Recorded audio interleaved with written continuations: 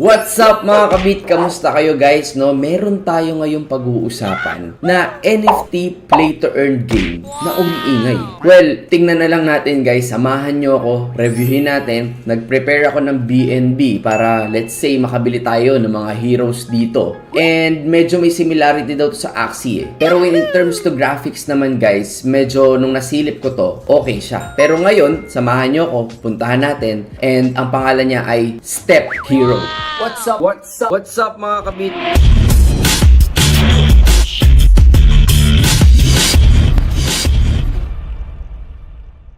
So ngayon guys, ang gagawin natin is i-connect ko yung wallet ko. MetaMask na lang, connect natin. And I prepared 21 BNB para dito sa laro. Pero guys, huwag kayong mag-alala, hindi 21 BNB ang kailangan nyo dito. Alam ko merong mga mura, may mga mahal din na mga heroes dito na pwede natin gamitin. So huwag kayong mag-alala. So guys, huwag na natin patagalin. Gusto ko muna sanang silipin yung marketplace nila bago natin alamin kung ano ba tong laro na to. Ayan, new features, summon ritual ba? May mga bagong heroes pala, saktong-sakto, no? So, ito, tinitingnan natin ngayon, guys, yung mga sample NFTs, no? Discover, collect, and sell extraordinary. So guys, andito tayo ngayon sa marketplace, no? So discover, collect, and sell extraordinary NFTs. Guys, pag may narinig kayong pumupukpok, merong nang pumupukpok lang dito sa gilid. Pero ayun nga, let us check guys. Meron mga rarity pala to, no? Meron uncommon, may super rare, and ang alam ko meron ding legendary dito eh. So, but again, sige, silipin pa nga natin yung ibang itsura ng NFTs. Ayan, meron ding mga parang dinosaur and wizards and goblins and mga mages siguro to, no? Pero sige, sisilipin pa natin. But before that guys, no, at least we know na maayos naman pala yung mga graphics nila. And mamaya pupunta tayo sa gameplay. Susubukan natin kung paano. Kasi narinig ko may mga summoning dito at breeding. Pero let us go straight muna dito sa kanilang white paper. So lalaruin natin mamaya. Titingnan natin kung paano makipag-battle dito, no? Pero ipasahin ko muna to. Catching up with the rising NFT trend. Siyempre, nagtitrend ngayon ng NFT games. Ang daming kumikita. Meron din nalulugi. Kaya ingat. So we developed Step Hero to promote the mass adoption of blockchain in general and the expansion of Binance Smart Chain and the Polygon Networks ecosystem in particular. So ayun guys andito siya umiikot sa BSC at saka sa Polygon Network. The game's plot and character were inspired by ancient Greek culture, and they promise to bring game lovers a novelistic gaming experience. So let us check lang yung NFT ecosystem nila. So Step Hero, a lucrative fantasy-themed RPG game based on BSC and Polygon. High liquidity NFT marketplace. Yes, actually, chinek ko rin yung ibang community nila kanina. And guys, malaki talaga yung community nila. High liquidity NFT marketplace, world-class collectibles, and then Step Hero community. Yun yung sinasabi ko sa inyo kanina na pwede nyo silipin. Guys, kahit visit nyo yung Twitter nila, makikita nyo ang dami rin talagang naglalaro, ang dami rin naka-follow. So nakalagay pa nga dito guys, the ecosystem is the perfect combination of NFT gaming, DeFi, enabling users to have fun, earn profit simultaneously. So mamaya, titingnan natin, paano ba yan? Paano ba yung play to earn na yan? Paano ba nag-work? Anong klase yung battle? And yung mga summoning. So check natin isa-isa. So guys, to give more credibility dito sa game, no, kung nakikita natin siya, rank 1 sa Pancake Swap Dex Tools. Rank number 1 din sa DApp of Blockchain Gaming Project with the highest social signals. Tingnan nyo guys yung follower nila sa Twitter. Nasa 150,000. So mahirap naman umabot sa ganitong kadaming followers kung hindi naman okay yung laro niya. So 155 din sa Telegram and 60k sa TikTok. So bisitahin natin guys yung use cases nila, no. Meron silang dalawang token. Ayan, si Step and sa Hero. And by the way, pwede rin silang i-check sa CoinGecko. So ayan, andito si Step, andito naman si Hero. So, use cases tayo.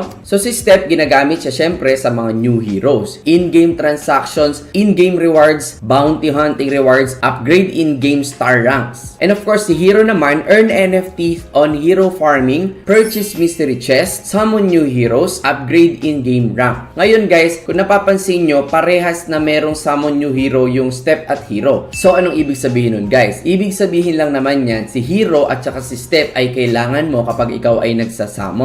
Or, in a way, parang Axie Infinity, nagbi-breed ka or nagpapalabas ka ng monsters. So guys, before we go dun sa battle and sa game, bigyan ko kayo ng idea, no? Ito yung mga rarity nila. Kung mapapansin nyo, merong common. Ito siguro yung pinakamahina. uncommon, may rare, may super rare, and may legendary, and may mythical. Siguro yun yung malakas, no? Kasi compared na sa Axie Infinity, talagang yung mythical talaga yung malakas. Now, may mga elements din na dapat natin tandaan. Merong fire, may water, may earth, may light, and may dark. Ang maganda dito guys, meron ding bounty hunting and summon gate. Ayan, tingnan natin mabuti ha. Pwede mo i-combine si Step and si Hero para makakuha ka ng NFT Master Heroes. In a way guys, nag-perform ka ng summoning ritual para makakuha ka ng Hero NFT, which is, ayan nakalagay, Apprentice Hero. And another way is yung bounty hunting. Ano ba ang bounty hunting? Guys, pag sinabing bounty hunting, you will send yung NFT mo to hunt. At nakalagay dito guys, the higher the rarity of heroes, the more skilled they are as bounty hunters. Anong ibig sabihin nun? Siyempre, kapag malakas yung character mo, the more siyempre yung iyong reward na makukuha. Mas malakas kasi. And as stated here guys, everyday bounty in step tokens. And as stated here guys, everyday bounty in step tokens. Ano yung mga pwede natin gawin? Ayan, swap step on Pancake Swap, use step in Summon Gate, and step in game transactions. Nakalagay pa nga dito na you can summon din syempre yung mas matataas na rarity. So ito yung guide doon guys, pwede natin basahin. And may maximum na 10 times yan. Of course, meron pang other ways of earning. Like ito, meron silang staking, meron ding farming, pwede ka bumili ng chest, and kung ano-anong pa man na pwede mong gawin sa loob ng game. At hindi rin mawawala syempre yung buying and selling doon sa marketplace, which is binisit natin kanina. So guys, we will proceed na doon sa marketplace. Ayan, nakalagay, marketplace is equipped with superior features that give you the best trading experience and money-making opportunities. So let's go straight na sa marketplace. So ayun na nga, nandito na tayo sa marketplace. Guys, tingnan nyo, ang mahal nitong legendary nasa 16 BNB. Yan pa lang, baka maubos na yung 21 BNB na nilagay ko rito. Pero syempre hindi natin bibilin yan. Meron mas mga mura rito, I think mga nasa 2,000 pesos lang. Sige, hanapin natin. Ayan, like ito, nakikita nyo si Common, magkano lang, 0.09 BNB lang siya. Kung titingnan natin ang presyo niyan guys, 0.09, lumalabas 2,000 pesos yung isang character. So, pwede mo rin pala tong i-sort out. Ngayon, pagka kinlik mo to, yan, yung budget mo, pwede mong ilagay dyan, yung character na gusto mo. So, marami palang klase, no? May King Arthur, Leonidas, Mage, Skeleton, at kung ano-ano pa mga character dito. Now, elements, yung kanina pinag-usapan natin, Dark, Light, Earth, Water, and Fire. Siguro may mga, siguro possible meron din mga weakness yan, no? Tsaka mga strength, no? Kumbaga sa fire, no? Tatalunin ng water. So, when it comes sa rarity, ito yung kanina, yung common, uncommon, rare, super rare, may legendary, and meron ding mythical. So, dito naman sa summon, possible, ang meaning niyan, ito yung ilang beses mo na siyang na-breed or na-summon. Gaya nung sabi ko sa inyo kanina na merong max na 10 times. So, 10 times mo lang siya pwedeng i-breed. And dalawa naman ang choice mo, pwede ka bumili sa game, pwede ka rin bumili sa tao. So, i-check nga natin tong Hero Farms. Hero Farms, ayan, collectible of hero cards with the uniqueness of each character. So, ang nakikita ko dito guys, meron dito total stake for heroes. Okay. So, in a way, andito rin yung collection mo. So, yung mga collection mo guys, pwede mo rin pala i-stake. So, ayan, meron din silang battle pero nakalagay dito, coming soon pa. So, i-check na nga rin natin tong Go Hunting. Go Hunting, Battlefield, Everyday Bounty. Ayan, 296,000 step ang pwede. So, connect your wallet. Sige nga. Ayun. So, total balance is 0. Ayun, 21 BNB. Delay lang pala. So, ano to? May clan, may hunting points, bounty, wala. So, wala tayong i-claim ngayon. So, anong gagawin natin? Kailangan may heroes na tayo. Sige nga, bilhin na nga tayo ng heroes. So, ayun guys, kinlik ko tong Summon Gate and tingnan natin kung ano mangyari. Select 2 master heroes who will perform the ancient ritual to summon a new warrior. Sa ngayon, wala pa naman tayong hero. So, kailangan natin talaga bumili. So, bakit nga ba hindi pa tayo bumibili? Bumili na nga tayo. So, guys, eto. Importante rin siguro yung placing nito, no? So, syempre, dapat meron ka mga long range, meron ka mga short range, and of course, kung gamer ka, no? Talagang meron kang strategy, dapat meron kang tank sa harap. Parang kapag nag-a-axie ka, di ba? Yung tank mo nasa harap, and then yung mga long range sa likod. Kung archer ba yan, mage ba yan, or kung ano-ano pang character. Kasi nakikita natin dito, guys, dito, yung mage, may archer, may Robin Hood, may mammoth. Sana itong mammoth na to, ito yata yung, ayan, baka ito yung mga tank, no? Grabe namang mammoth to, legendary, 20 BNB. Check nga natin to si King Arthur. Ayun si King Arthur. Ito si King Arthur 2,000 lang eh. Dito tayo sa uncommon. Uncommon. Magkano mga presyo ng uncommon natin? Alisin natin si King Arthur. Ayan. So yung uncommon, medyo may pagkataas na rin ang presyo. Sige nga, computin nga natin. 0.2, nasa 4,400 ang isang character. Now, I don't know. So guys, pag ganitong namimili kayo, no, I suggest na mag-search muna kayo on your own kung ano ba yung mga magagandang character. Para syempre, maging maganda yung lineup ng team ninyo. Pag lumaban kayo sa battle, mas madali. And I highly suggest na basahin nyo muna tong kumpletong white paper para malaman nyo lahat bago kayo bumili. But again, wag bibili ng money you can't afford to lose. Okay? Do your own research first bago kayo bumili. Hindi porket nagandahan kayo or nakita nyo sa content creators na okay yung game, bibili nyo na agad. Maganda guys, search nyo pa rin para syempre ikaw mismo confident ka.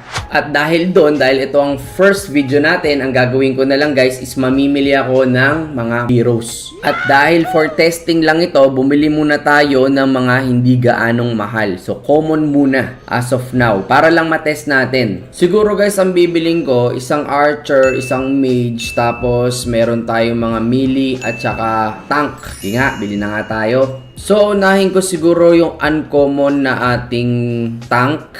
Ito, 0.17. Ito, mas mahal. Pero bakit siya mas mahal? $76. Ito, 76 din. Ay, ito paling mas mahal. Sige nga, compare nga natin ano meron. 277, tas 19 ang defense, attack, hunting point 36. Check naman natin tong isa. 272 lang. Oh, pero hunting 38 naman. Well, anyway, sige. Bili na lang muna natin to. $76. 0.17 BNB, magkano abutin? Dito pa lang tayo. Guys, pwede naman kayong bumili ng mura ha. Yung mga mumurahin lang. Pero ako kasi, tatry ko lang naman. Semi-mura. Uncommon. Nasa gitna. Pwede na yan. 4,000. Hindi ko alam kung 5 karakter ba yung anuhin ko. Yung bibiling ko or what. Hindi ko kasi alam pa kung ilan yung dapat na karakter mo for battle. Pero sige, bilhin na natin to. Check out.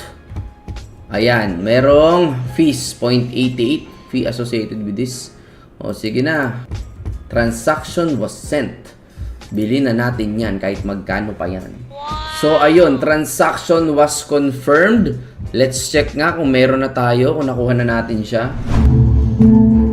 So, guys, as you can see, no, dito, sa Summon Gate, dito nag-breed eh. So, sa ngayon, meron na tayong isang monster dito. Meron na tayong isang hero dito or monster na pwede natin siyang i-breed na. Pero isa pa lang eh. So, hindi natin siya mabibreed. Dapat dalawa syempre. So, upon checking guys, no, pag ito kinlik mo, makikita mo yung collections mo. Meron na tayong isa dito which is yung Ice Drake na uncommon na binili natin kanina. So, gagawin natin, bili pa tayo ng isa, try natin mag-breed. By the way guys, bukod dun sa pagbibili mo sa marketplace, pwede ka din naman bumili rin ng chest mo mismo. So at least dun, at least sa marketplace, mura lang, makikita mo yung presyo, and then dito naman, surprise yung mystery chest. At random yung mapipili mo sa loob. So siguro kung gusto nyo pa mag-add ng information guys, ayan, pwede natin ditong tingnan yan sa ilalim. Sa mga gustong tingnan, pwede naman ilalagay ko yung link nito sa description para mas masilip nyo itong mga mechanics ng chest. So, ito na nga po. Magsha-shopping na naman po ako ng isa pang character. Ayan. Mage naman. Bili natin. Mura lang yan. 0.1. So, ayan. Meron na akong dalawang character. Meron na akong mage. Meron na akong Ice Drake. So, subukan nga nating pag-breedin tong isang Ice Drake tsaka isang mage, no? Ano bang kailangan natin? 40 na hero. Tapos, 600 na step. So, wala pa ako nyan. Gawin natin, bili ako sa pancake swap. So, more or less, ang presyo nasa 40. So, 1.6. Pero gagawin ko ng 50 hero para hindi tayo mabitin. Just in case na merong slippage yan. So, bili na ako ng 50. Ayan, swap. Swap natin. Confirm, may konting gas fees ng konti. And then, bibili rin tayo guys ng step. Kanina hero, ngayon step naman. So, connect ko na rin to sa aking MetaMask. Copy contract address. Punta tayo sa Pancake Swap. Bili na rin tayo ng hero. Yan, paste lang natin yung step. Ilang step ang kailangan natin? palagay 600 step. Ngayon kung 600 step yan, 600, nasa 4,000. So, gawin ko na lang na 650 para sure. Para just in case na meron. Sige, 650. Magagamit ko pa rin naman yan sa future. Confirm swap. Ayan, BNB. Meron tayong konting gas fees. Ayan. Close. Sana meron na tayo at makatry natin ma-breed. So, as you can see guys, no, meron na tayong hero and meron na rin tayong step. So, subukan natin approve itong step na to. Ayan, confirm, transaction was sent. So, ayan na nga, isa-summon ko na. Summon na natin yan. Ano mangyayari? Ayun! Lumabas na si Sorcerer's... Sino yun? Sino yun? Si Doctor Strange. Lumabas na si Doctor Strange. So, meron tayong training remaining. Ayos ah. So, nakalagay, wow, 12 hours. So, maghihintay tayo guys ng 12 hours para lumabas to. So, pag lumabas to, papakita ko sa inyo. Tapos, titingnan din natin kung makakapag-test tayo ng battle. Kasi nakalagay coming soon pa. Pero, tatry ko kung paano ko mapakita sa inyo yung battle. So, ayun na nga, after 12 hours, pwede na nating i-click tong train, no? O, ayan, o, iba na damit ko. Ibig sabihin, natulog na ako, guys. Ayan, train. Click natin tong train. Two masters start to summon yung una, and then apprentice hero appears. Claim mature hero. Sige, click nga natin. Ano kayong lalabas? Okay, merong konting gas fees. Well, mura lang naman yan. Sige, let's see. Anong lalabas?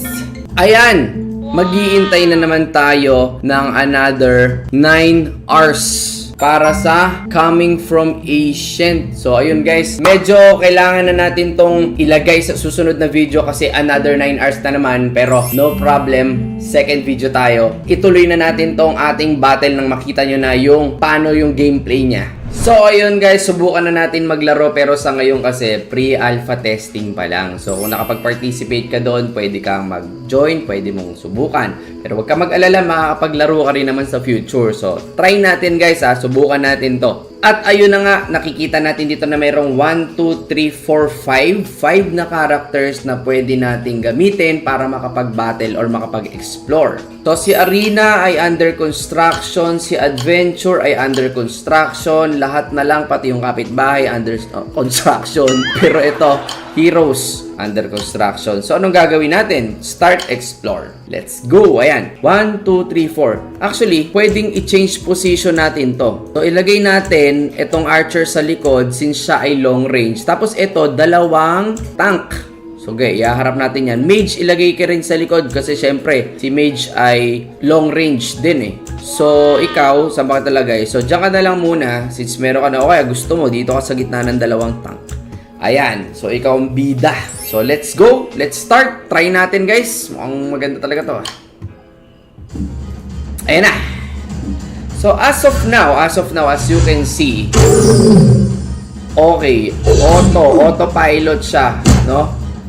Hindi pa ikaw ang magse-select ng skill, hindi pa rin ikaw ang magse-select ng character, which is, sa ngayon, okay, no? Medyo, ang mangyayari dyan, pagka ganito, medyo boring.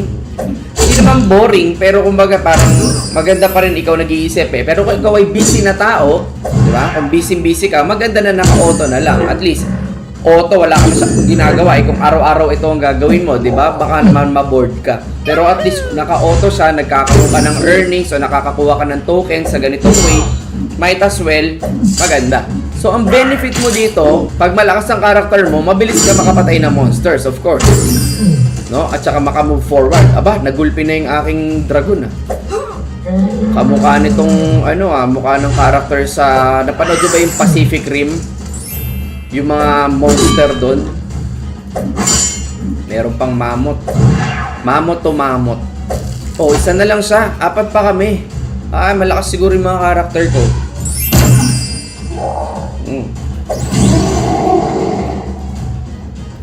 Okay, banata mo. Yan. Oh, so siguro sa future, ikaw na ang magse-select niyan. Siguro may choice ka to autopilot or ikaw manually ang maglaro at mag-select kung ano. Sana ganun kasi sa Axie Infinity hindi pa ganun eh. Hindi pa ikaw magseselect kung sino gusto mong tirahin. Automatic pa siya. Oh, di ba? May shield.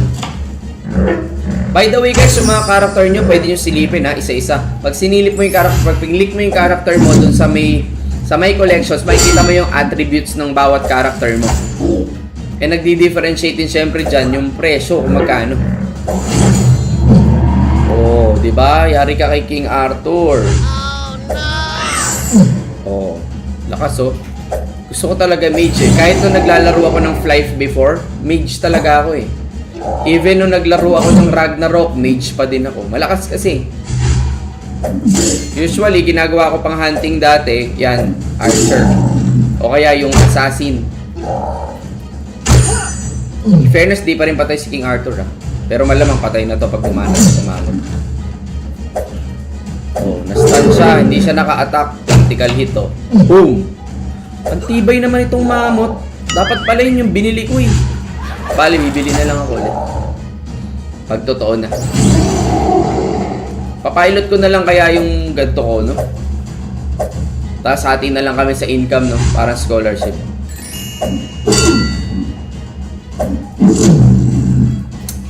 Patayin nyo na para malaman natin kung ano mangyayari. Nahiya ka pa. Oh. Aba. Oh. Pag yan, di ka pa namatay. Oh. Oh, puro kayo porme. Patay nyo na. Yun. Nataob na rin sa wakas. Victory! As usual. Yan, victory tayo guys. Tayo ang panalo sa battle na to. At least nakita natin kung paano yung gameplay at paano yung itsura ng laro niya sa battle or PvP. Okay, what will happen? Ayun. So basically, ganun siya. May adventure, may arena. Pero at least nakita natin yung gameplay niya sa ngayon. But again guys, kung nag-enjoy ka, no, marami pa tayong content. Iintay natin to na gumanda ng gumanda. Tapos, i-update ko kayo sa mga latest updates dito sa Step Hero. And bago tayo mag-end, gusto ko lang i-announce sa inyo na meron din silang Mystery Chest Sale. Batch 3 is coming with 6 characters. So, ayan yung mga characters guys. Pwede nyo i-check yung Twitter nila. Mag-join din kayo sa Telegram at kung ano-ano pang mga channels nila. So, ayan. Ito ay sa October 16 na. So, it's up to you guys. Basta, lagi ko sa inyo sinasabi, huwag mag-invest ng hindi mo kaya, okay? Para hindi ka masasaktan because this is cryptocurrency pa din. Up and down ang presyo. So, kung nagustuhan mo to, please hit the like button. Maraming salamat sa time mo. Kung bago kang subscriber, thank you so much. Kung matagal ka na nakasubscribe sa akin, thank you so much sa support mo. And kung gusto mo, lagi kang updated, just hit the notification bell. Maraming salamat sa time mo. Thank you and God bless.